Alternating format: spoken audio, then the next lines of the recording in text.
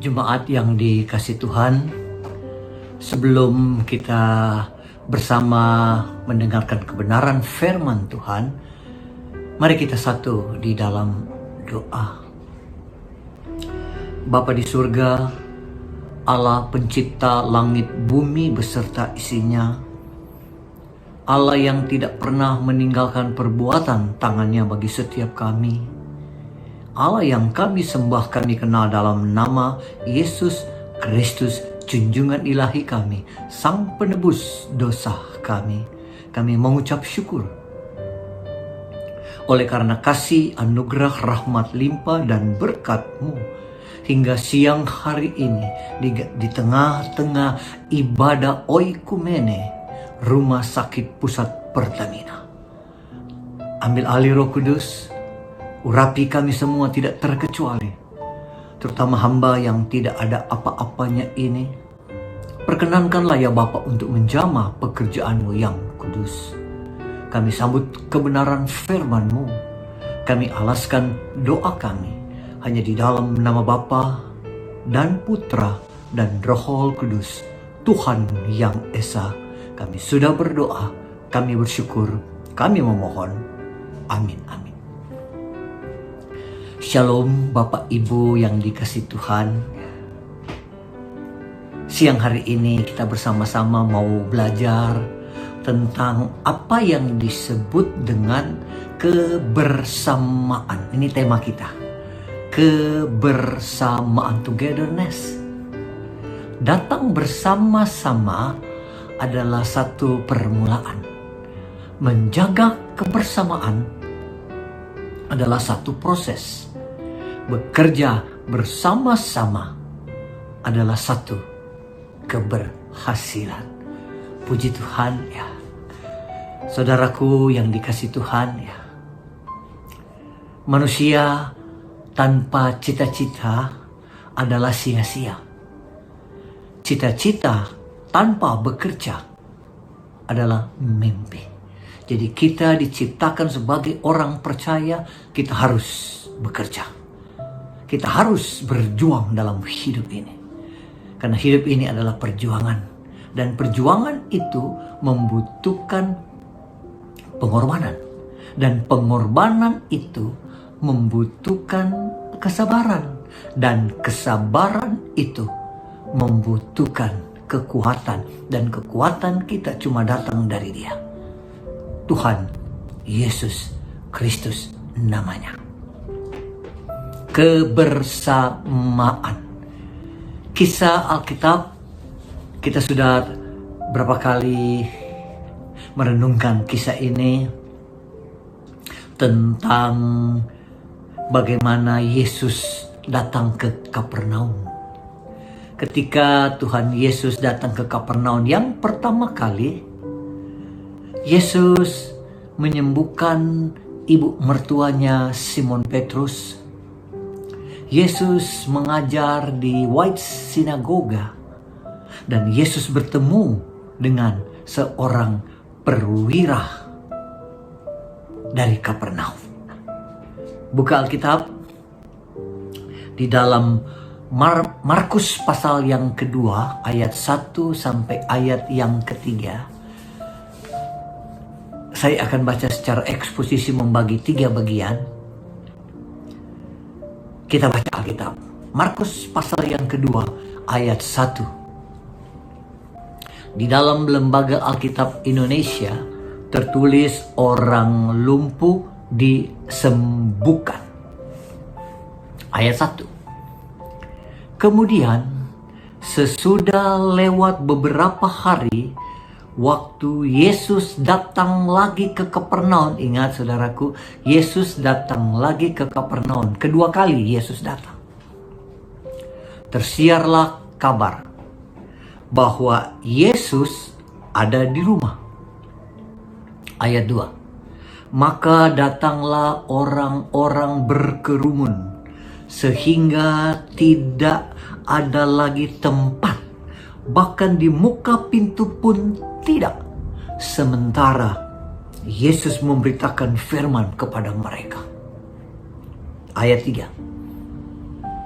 Ada orang-orang datang membawa kepadanya, kepada Yesus, seorang lumpuh digotong oleh 4 orang. Sampai di sini saudara perhatikan, ketika Yesus datang yang kedua kali ke Kapernaum, tersiar kabar Yesus ada di satu rumah. Berbondong-bondong orang datang di mana ada Yesus. Penting, di mana ada Yesus, orang banyak mendengarkan akan pengajarannya. Tapi perhatikan ayat yang ketiga sekali lagi. Ada orang-orang membawa kepadanya. Seorang lumpuh digotong oleh 4 orang. Orang banyak datang ke satu rumah, tetapi 4 orang sahabat ini berlawanan arah dengan orang banyak. Kemana mereka pergi? Mereka menjemput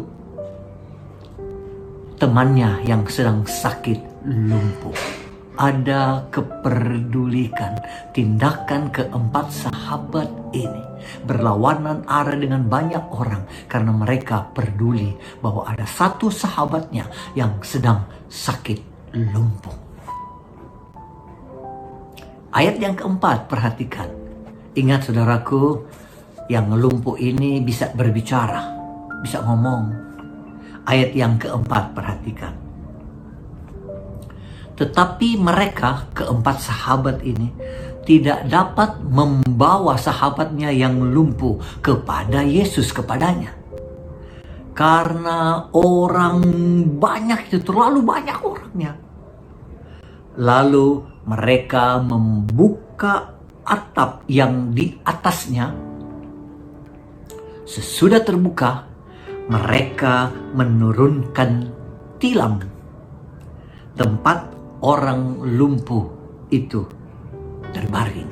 Saudaraku, ketika 4 sahabat membawa, sangat peduli dengan temannya yang sedang sakit lumpuh sampai ke rumah orang begitu banyak, ya kan? Tetapi Alkitab tidak mencatat di mana orang banyak itu merasakan jamahan dan kuasa Tuhan. Mereka lihat terlalu banyak.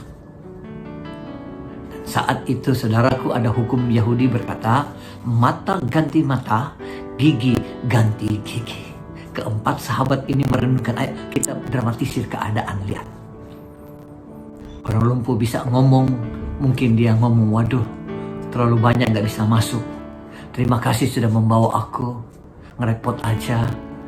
Mungkin yang satu berkata, wah bagaimana caranya?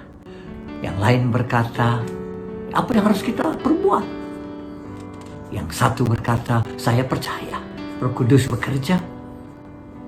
Dan satu orang berkata begini, bagaimana kalau kita bongkar atap? Kalau mereka bongkar atap, mereka harus menggantikannya, berkorban untuk kepentingan orang lain. Deal. Mereka menurunkan, bongkar atap, menurunkan tilam. Ini yang disebut dengan kebersamaan dari keempat orang sahabat. Saudara perhatikan, mereka menurunkan tilam ini seperti contoh ya. Tilam itu seperti tikar, diikat ke 4 sisi, orang lumpuh dibaringkan, mereka menurunkan tilam itu supaya tepat di depan Yesus. Ayo kita renungkan. Kira-kira mereka asal-asalan gak ya? Kira-kira mereka sembarangan gak ya? Di sini perlu kebersamaan, kesehatian, sungguh-sungguh tulus, ikhlas. Saudaraku, berbuat baik itu gampang. Kita diam saja sudah terlihat baik. Tetapi yang susah dan sukar adalah ikhlas. Karena setiap pemberian yang baik belum tentu ada keikhlasan. Keempat sahabat ini ikhlas. Mereka menurunkan secara pelan-pelan ke kiri, ke kanan, fokus. Akhirnya tilam bersama dengan orang lumpuh itu tepat di depan Yesus. Apa reaksi Yesus. Perhatikan ayat yang kelima. Ketika Yesus melihat iman mereka, iman siapa? Iman keempat sahabat ini. Berkatalah Yesus kepada orang lumpuh itu, "Hai anakku, dosamu sudah diampuni." Oh saudaraku, iman keempat sahabat ini, Yesus bilang luar biasa. Dan langsung berkata, dosamu, dosa orang lumpuh itu sudah diampuni. Dosa sudah diampuni. Yesus tidak bicara lagi tentang dosa-dosa masa lalu. Siapa nggak pernah jatuh? Siapa nggak pernah buat salah? Tapi ingat, semua sudah dihapuskan oleh darah Yesus. Saudara yang dikasih Tuhan, Yesus melihat apa? Iman dari keempat orang ini. Iman. Tindakan iman untuk kepentingan orang lain, kebersamaan. Jadi yang pertama, lewat kebersamaan empat orang sahabat ini terjadi pengampunan dosa. Ini yang pertama. Fase yang kedua kita lihat ayat yang ke-6. Tetapi di situ ada juga duduk beberapa ahli Taurat. Mereka berpikir dalam hatinya. Ayat 7. Mengapa orang ini berkata begitu? Ia menghujat Allah. Siapa yang dapat mengampuni dosa selain daripada Allah sendiri? Ayat 8. Tetapi Yesus segera mengetahui bahwa mereka berpikir demikian. Lalu ia berkata kepada mereka, "Mengapa kamu berpikir begitu dalam hatimu?" Saudara yang dikasih Tuhan, perhatikan. Kadang dalam persekutuan dimanapun kita berada, ada 3 kelompok. Kelompok yang pertama adalah sebagai penonton. Kelompok kedua adalah komentator, ngomong sana, nilai sana ini. Dan kelompok yang ketiga yang Yesus inginkan seperti keempat sahabat ini, melakukan firman Tuhan. Ahli Taurat, orang-orang Farisi mulai berkomentar. Mengapa orang ini berkata begitu? Dia menghujat Allah. Siapa dapat mengampuni dosa selain daripada Allah? Komentator aja. Tetapi Yesus Maha Pengasih. Yesus mengetahui dalam hatinya bahwa mereka berpikir demikian. Jadi pikiran saudara dan saya Yesus sangat mengetahui. Dan biarlah pada siang hari ini kita mengaminkan kebenaran firman Tuhan. Ayat yang ke-8, Yesus berkata, "Mengapa kamu berpikir begitu dalam hatimu?" Apa yang sekarang sedang kita pikirkan dalam hati kita? Pikiran yang hebat selalu menceritakan tentang ide-ide. Pikiran yang sempit selalu membicarakan tentang keburukan orang lain. Senang aja ngomong orang lain. Nggak ada di sini. Di tempat saya di Ciledug banyak. Komentator. Jadi penonton, jadi komentator. Saudara ini kasih Tuhan. Ingatlah, kita tidak bisa menjadi apa saja seperti yang kita inginkan. Tapi kita bisa menjadi apa saja seperti yang Yesus inginkan. Amin. Terlalu banyak berkomentar. Saya teringat dengan ada satu ilustrasi saudaraku. Tentang di dunia ini ada 4 kuadran di dunia. Tentang 4 kuadran suku bangsa. Tentang orang berbicara dan tentang orang yang bekerja. Yang dibilang yang pertama, tipe pertama itu adalah sedikit bicara, sedikit bekerja. Katanya orang Angola. Tipe yang kedua, sedikit bicara tapi banyak bekerja. Tipe orang-orang Korea, orang Jepang, ya, orang Tionghoa. Ya. Tipe yang ketiga, banyak bicara tapi banyak juga bekerja. Gaya orang Amerika, gaya orang UK, United Kingdom, ya. Dan yang keempat dikatakan sedikit bicara, banyak bicara, sedikit bekerja, katanya orang India. Loh, kok Indonesia tidak masuk? Di Indonesia tidak masuk dalam 4 kuadran tipe suku bangsa tentang berbicara dan bekerja. Kenapa? Karena di Indonesia katanya lain yang dibicarakan, lain pula yang kau kerjakan. Saudara yang dikasihi Tuhan, apa respon Yesus terhadap orang-orang Farisi itu? Perhatikan ayat yang ke-10. Yesus menegur kepada mereka, tetapi supaya kamu tahu bahwa di dunia ini anak manusia berkuasa mengampuni dosa. Yesus menegur, hei kamu, ingat anak manusia itu menebus dosa, berkuasa mengampuni dosa. Berkatalah Yesus kepada orang lumpuh, ayat yang ke-11, kepadamu kukatakan angkatlah tempat tidurmu dan pulanglah ke rumah. Ingat saudara, yang pertama lewat kebersamaan terjadi pengampunan dosa. Yang kedua lewat kebersamaan terjadi mujizat kesembuhan. Kebersamaan. Saudaraku yang dikasihi Tuhan, jangan gara-gara hanya satu kesalahan sehingga persaudaraan, kebersamaan persaudaraan kita menjadi pecah. Tapi kita hapus kesalahan itu supaya kita tetap menjaga kebersamaan persaudaraan setiap kita. Yesus menegur anak manusia berkuasa mengampuni dosa. Jemaat yang dikasihi Tuhan, ya. Sering saya juga sampaikan ada pertanyaan selalu berkata begini, apa yang paling berharga yang Yesus berikan kepada manusia? Apa yang paling berharga yang Allah berikan kepada manusia? Keselamatan Pak Pendeta, betul, tapi kurang tepat.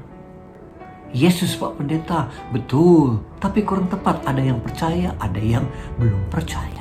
Di dalam kebenaran firman Tuhan, ingat, dalam Yohanes pasal 14 ayat 6 berkata apa? Apa yang Yesus katakan?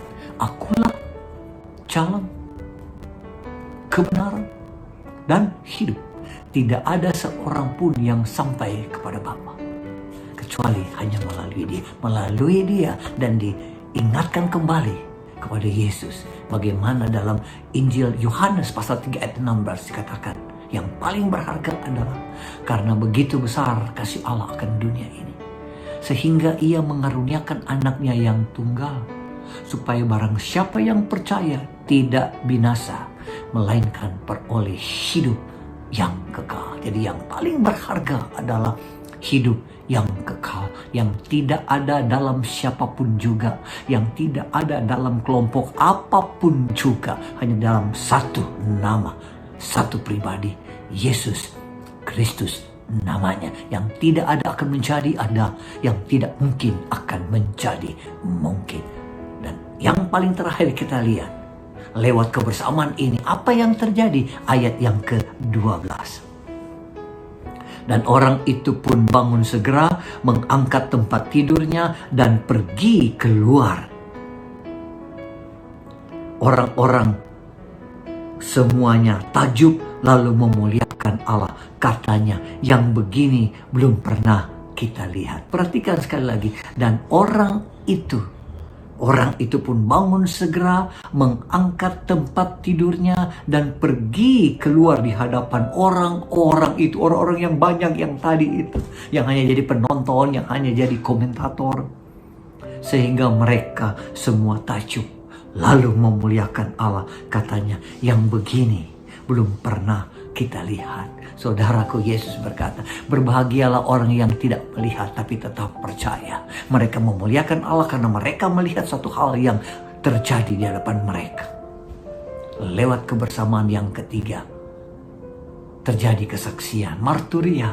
Nama Yesus saja yang dipermuliakan. Amin.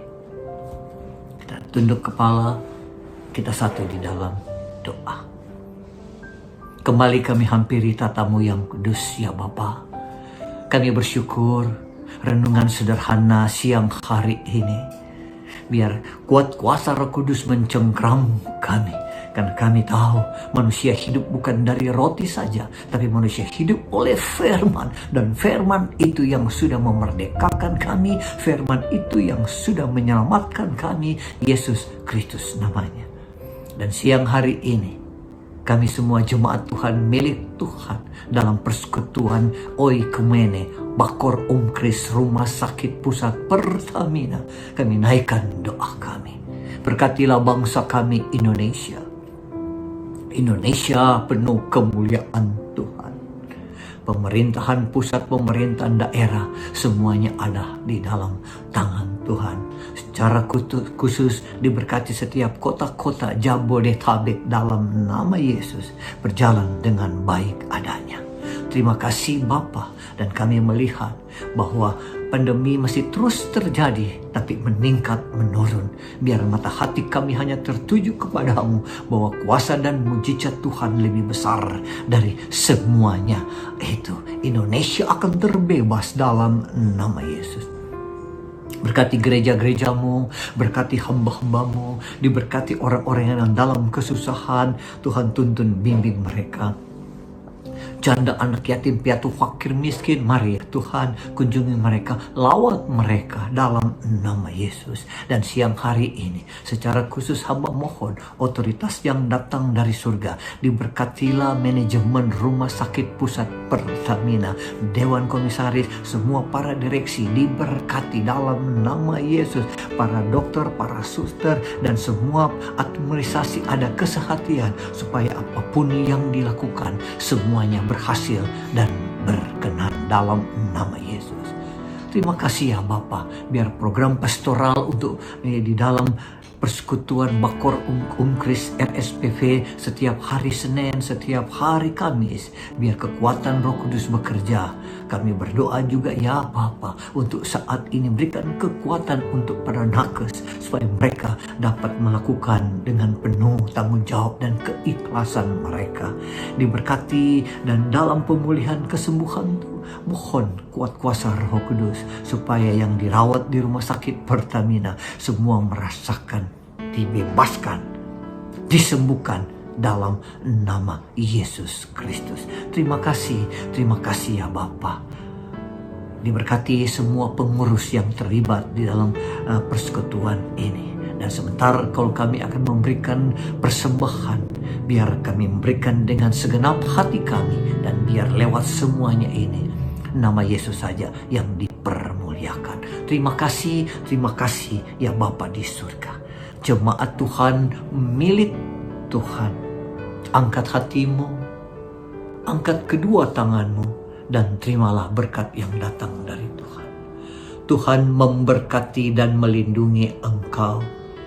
Tuhan menyinari engkau dengan wajahnya dan memberi engkau kasih karunia. Dan Tuhan menghadapkan wajahnya kepadamu dan memberi engkau damai sejahtera. Siang ini sampai hari Maranatha, Tuhan Yesus datang yang kedua kali, menjemput bagi setiap kita yang tetap setia. Terima kepenuhan berkat di dalam nama Bapa dan Putra dan Roh Kudus. Amin.